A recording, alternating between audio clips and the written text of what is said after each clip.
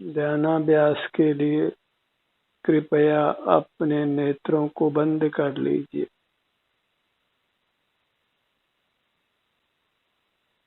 अपना मुख अपनी ओर कीजिए।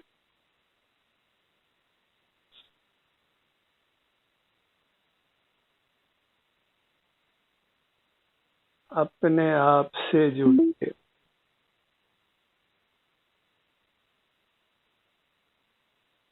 सिर से पांव तक ये आप हैं, सुख के बने हुए महापदार्थ हैं। सुख के लिए अपने आप से ही युक्त रहना है, अंतर्मुख रहना है।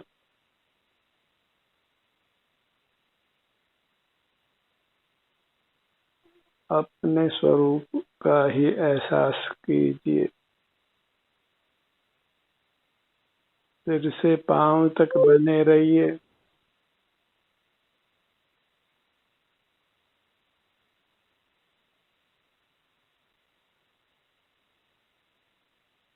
अपना सुख अपने में ही है, अपने से बाहर नहीं है।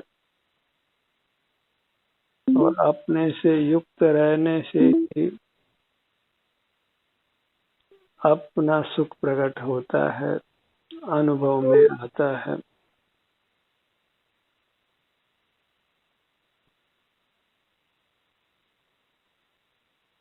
जो अपने आभ्यंतर शरीर से युक्त रहते हैं, अपने सुख का अनुभव करते हैं, वे साधु कहलाते हैं। गृहस्थ भी यदि अंतर्मुख रहने का अभ्यास करता है तो अभ्यास के दौरान वह साधु समान होता है।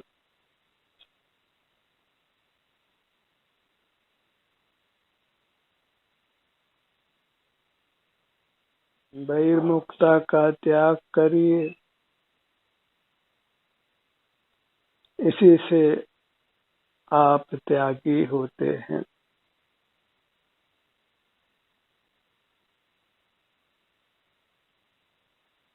देखने का त्याग, सुनने का त्याग, सूंघने का त्याग, चखने का त्याग, छूने का त्याग, विचार या विकल्प करने का त्याग, कुछ भी स्मरण करने का त्याग, ये ही त्याग के मुख्य भेद हैं। इन त्यागों को करने से ही जीव यथार्थ त्यागी होता है। ज्ञान में त्याग रूप अवस्था, अर्थात ज्ञान में ज्ञेयों को नहीं लेना, मूर्त पदार्थों को नहीं देखना जानना। इसी से जीव मूर्त कर्मों के बंधन से मुक्त होकर परमात्मा होता है। परमानंद को, स्थायी सुख को पाता है। अपना ग्रहण अर्थात अपने अमूर्त काया का संवेदन, जो भी इसमें शारीरिक सुख दुख की दशा है उसी का अनुभव करना, यही हुई साधना जिससे जीव साधु होता है। और कुछ भी नहीं जानना।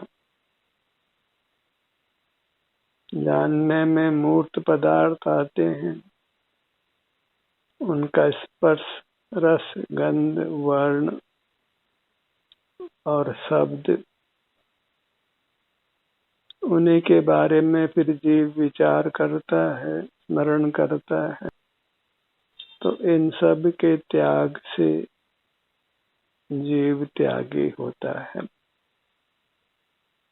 इंद्रिय ज्ञान का त्याग करना है और स्वसंवेदन का ग्रहण करना है। इसी ग्रहण और त्याग से जीव मोक्ष मार्गी होता है, सुख के मार्ग में चलता है।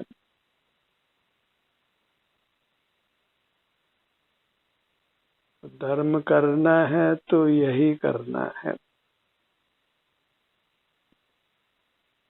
त्याग और ग्रहण से ही मोक्ष मार्ग बनता है। अपना ग्रहण और पर का त्याग।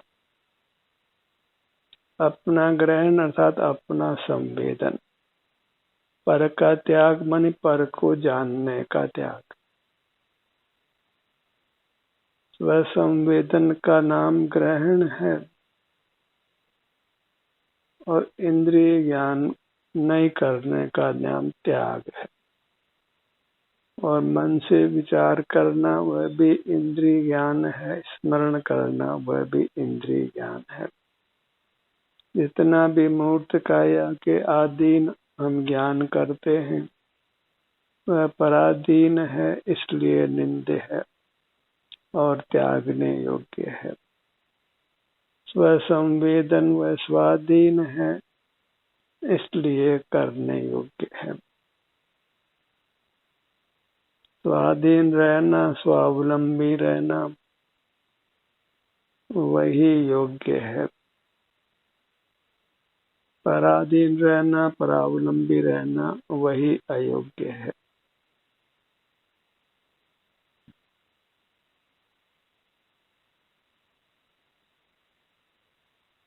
इंद्रिय संयम ही प्रधान संयम है।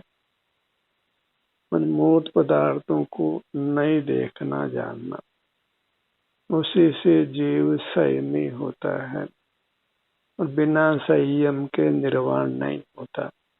इंद्रिय ज्ञान का निरोध किए बिना निर्वाण नहीं होता। और ज्ञान जितना भी संसार अवस्था में है वह सब इंद्रिय ज्ञान है। तो ज्ञान मात्र का ही त्याग करना वही संयम है, जिससे जीव मुक्त होता है। और स्वसंवेदन मतलब अपने अमूर्त काया का उसके सन्मुख होकर एहसास करना। शरीर में जो भी सुख दुख की अवस्था है, जिसको शारीरिक सुख दुख कहते हैं, उसका अनुभव करते हुए रहना वही साधना है। इसी प्रकार मोक्ष मार्ग की व्यवस्था अनादि से है, जिस पर चलकर जीव संसार दुखों से मुक्त होते हैं, जन्म मरण से मुक्त होते हैं, अपने अमूर्त रूप को प्रकट करते हैं, मूर्त की मिलावट से रहित होते हैं। हाड़ मांस की अशुचि काया है, जो हमारे रहने मात्र से दुर्गंध नहीं देती है, अन्यथा ये अत्यंत मलिन स्वभाव वाली 7 धातुओं से बनी हुई मूर्त काया है। इन मलिन धातुओं के बीच में यह पवित्र जीव रहता है। वह किसी महान अपराध के कारण से है और वह मूर्त पदार्थों को देखना, उनको सुनना, सूंघना, चखना, छूना, उनके बारे में विचार करना, उनका स्मरण करना, ये सब इंद्रिय ज्ञान है, जिसके त्याग से जीव परमात्मा होता है। और इनका त्याग जब करता है तो फिर वह अपना अनुभव करता है। अपना अनुभव करता है अर्थात सिर से पांव तक अपने अमूर्त काया का अनुभव करता है। और अमूर्त काया का अनुभव करना माने यहाँ जो भी शरीर में सुख दुख की अवस्था है उसका वेदन करना, भोगना, वह वास्तव में मोक्ष मार्ग है, संयम है, चारित्र है, धर्म है।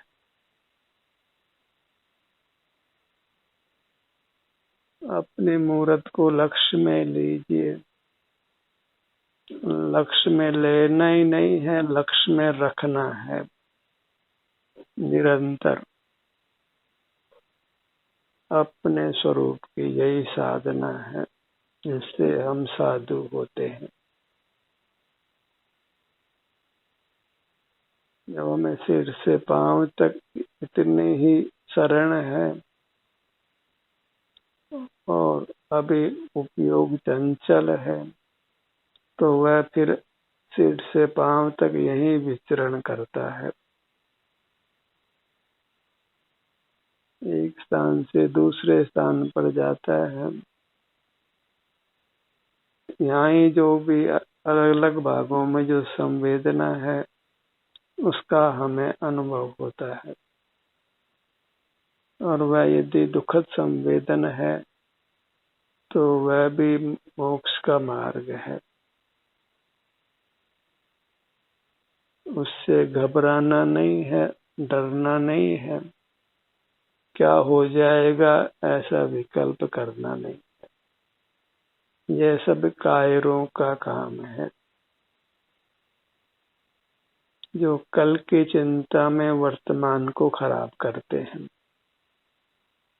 वर्तमान में जीना है तो जो कुछ अवस्था है उसको केवल भोग लेना है।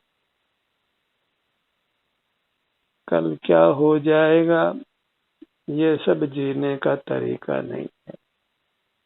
ये सब चिंता है, भय है, विषाद है, जिससे हमें अपने आप को मुक्त करना है। और उनसे मुक्त होकर अपने शरीर में वेदना है तो उसको भी शांति से भोगते हुए रहना है। और जब अपने सन्मुख रहने का अभ्यास करते हैं तो स्वतः ही हम भय विषाद चिंता से मुक्त होने लगते हैं।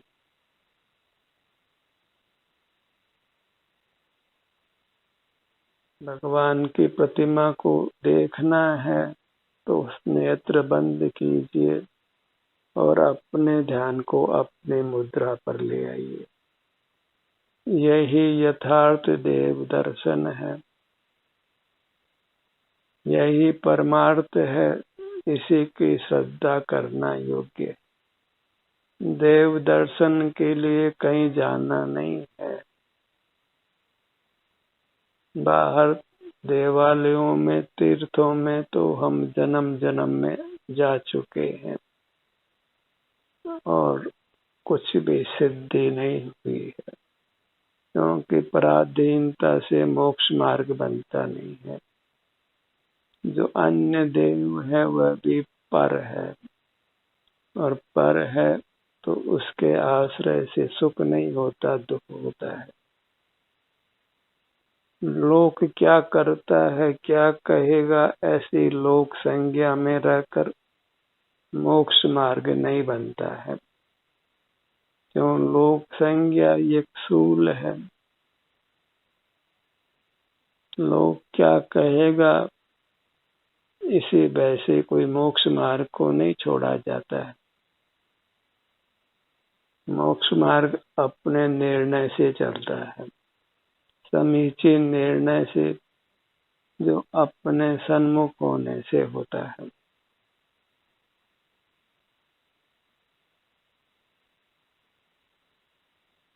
आप चेतन हैं और अभी मनुष्य हैं तो मनुष्याकार हैं, और अंतर्दृष्टि से उसी रूप में आपको अपना अनुभव होता है। इतना विशेष है कि अपने मनुष्याकार में हमें सुख दुख रूप संवेदना मिलती है, क्योंकि यह जीव सुख गुण वाला होने से सुख गुण का परिणाम उसमें सदा होता है। एक समय भी जीव सुख गुण के परिणाम के बिना नहीं रहता। अब वह सुख, वह उसका दूसरा विभाव रूप पहलू दुख है। तो शरीर में सुख दुख, बहिर्मुख हो तो विषयजन्य सुख दुख, सुख दुख के बिना जीव कभी भी नहीं है, और सुख गुण का परिणाम ही जीव का यथार्थ लक्षण है, जो मूर्त पदार्थों में कदापि नहीं होता। अपनी महानता है, अपनी विशेषता है, अपनी दिव्यता है, तो वह अपने सुख गुण के कारण से है। और हम वास्तव में सुख चाहते हैं। अंतर की जो भावना सहज है, नैसर्गिक है, वह सुख की है। किसी से कहा जाए कि आप क्या फिजिक्स का ज्ञान करना चाहते हैं, बायोलॉजी का करना चाहते हैं, ज्योतिष का करना चाहते हैं,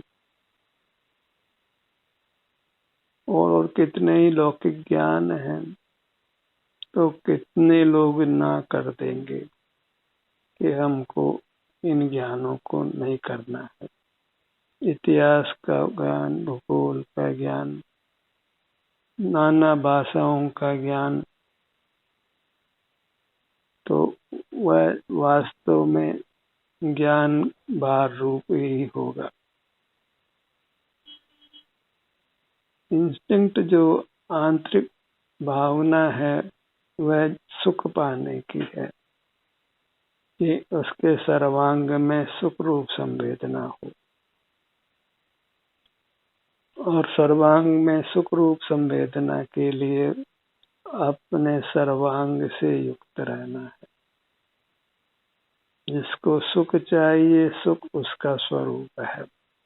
किसी जड़ पदार्थ को सुख की इच्छा नहीं होती है, क्योंकि सुख जड़ पदार्थों का स्वरूप नहीं है।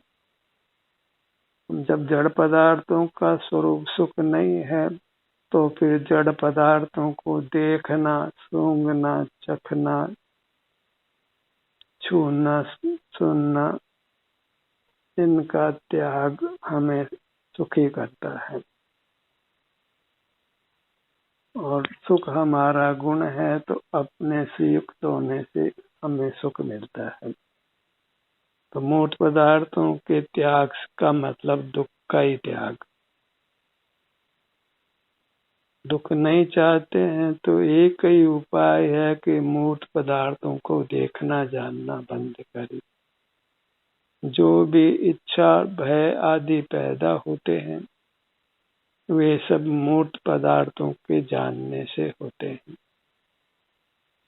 और सारा ही लोक निरंतर ज्ञान में प्रवृत्त होता हुआ ही नाना दुखों को भोग रहा है।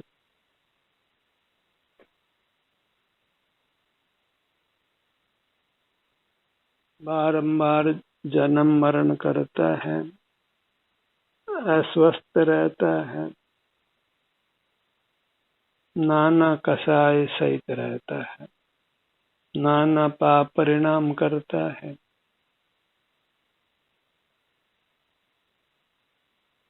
तभी कहा है कि इंद्रिय ज्ञान से युक्त ऐसा कौन सा पाप है जो वह नहीं करता है। जहाँ बहिर्मुखता है तो जीव दुखी है, और दुखी जीव को ही कसाय उत्पन्न होती है, पाप परिणाम पैदा होता है। जो सुखी है अंतरंग में, उसको कोई कसाई नहीं होती, कोई पाप परिणाम नहीं होता, क्योंकि सुख के साथ कसाय और पाप नहीं होते। कसाय पाप की उत्पत्ति दुखी जीवों को ही होती है, और दुखी वे हैं जो मूर्त पदार्थों का ज्ञान करते हैं। सुखी वही हैं जो अपने अमूर्त काया के सुख दुख का अनुभव करते हैं। अब शरीर की वेदना का अनुभव करना भी सुख का मार्ग है, ये समझना थोड़ा कठिन है, पर एक बार समझ आ जाए तो फिर ध्यान करना अत्यंत सुगम होता है। कि जो शरीर में वेदना है वह बाहर के शरीर में नहीं है, हमारे में ही है, हमारे अंतरंग अमूर्त शरीर में है। और वह इसलिए है कि हमने अपनी अमूर्त काया से पीठ दी है, उससे नाता तोड़ रखा है और उसके विरुद्ध जगत से नाता जोड़ रखा है। तो शरीर में जो वेदना होती है उसका एक ही कारण है कि हम जगत से नाता जोड़ते हैं, और वह नाता ज्ञान के माध्यम से ही जुड़ता है। तो जो संबंध बनता है उसका एक ही कारण है, वह जानना है, ज्ञान है। तो ज्ञान ही सकल दुखों की खान है, दुख का कारण है। और इसके विरुद्ध है वह सुख है जो हमारा स्वभाव है। ज्ञान तो एक मूर्त के संबंध से पैदा होने वाला चिद विकार है। मूर्त आंखें मिली है तो देख पाते हैं, मूर्त कान मिले हैं तो हम सुन पाते हैं। तो मूर्त के निमित्त से हमारे में ये इंद्रिय ज्ञान पैदा होता है। फिर इंद्रिय ज्ञान से हम मूर्त पदार्थों की नाना प्रकार की रचनाएं बनाते हैं, रोबोट बना लेते हैं। तो इस प्रकार पुद्गल जीव के पराधीन रहता है और जीव पुद्गल के पराधीन रहता है। तो ये पुद्गल भी पराधीन और जीव भी पराधीन, सब कुछ पराधीन हो जाता है। और ये व्यवस्था अत्यंत खराब है, क्योंकि ये परतंत्रता रूप है। इससे सारा जगत जीव और पुद्गल स्वतंत्र हो रहा है, स्वाधीनता नष्ट हो गई है, जीवों की भी और पुद्गलों की भी। और स्वाधीन रहना है, क्योंकि स्वाधीनता में सुख होता है। तो फिर अपने अधीन रहना है, अपने सन्मुख रहना है, अपने ध्यान को अपने मुद्रा पर रखना है। माने अपनी मुद्रा में जो भी सुख दुख है उसका एहसास होता है जब अपने सन्मुख होते हैं। वही एकांत सुखी होने का मार्ग है, यही वास्तविक धर्म है। जिस धर्म को हमने अंगीकार करना है, क्योंकि धर्म ही बिना इच्छा किए सुख देता है, निर्वाण देता है। इसी धर्म से हम संसार में भी जब तक रहते हैं तब तक बहुधा सुख से रहते हैं।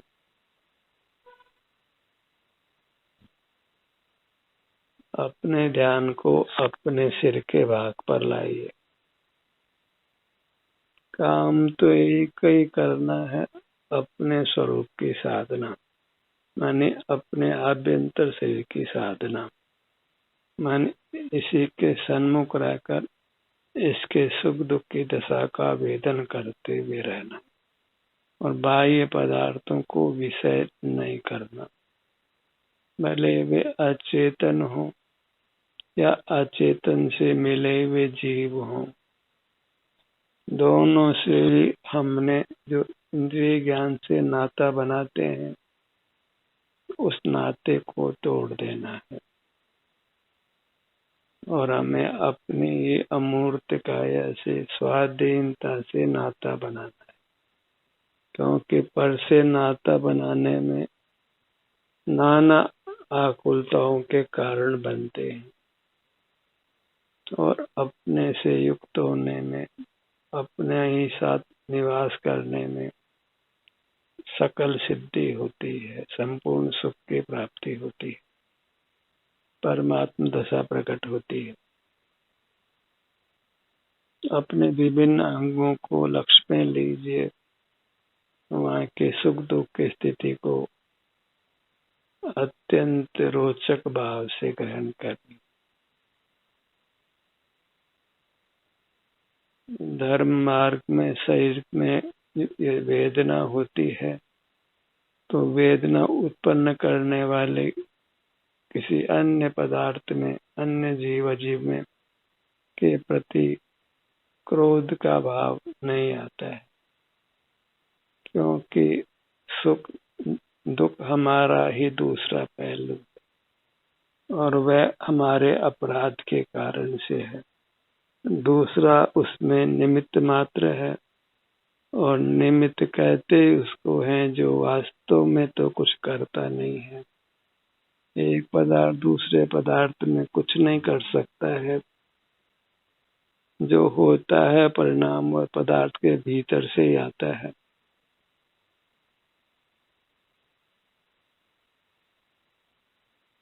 ऐसा निर्धार करके फिर अपने सन्मुख बने रहिए।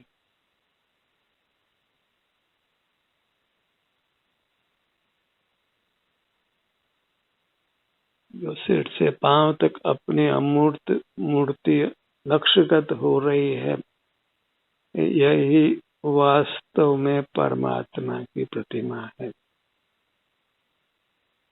और इसी के सन्मुख रहना, अनुभव करना, दर्शन करना, वही ग्रस्त होते हुए परमात्मा समान होना है।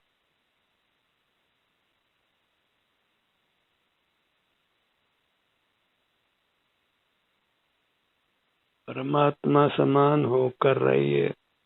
परमात्मा समान सुख को ही सदा भोगिए। इंद्रियों के होते हुए भी इंद्रियातीत जीना है, इंद्रिय ज्ञान से नहीं जीना है।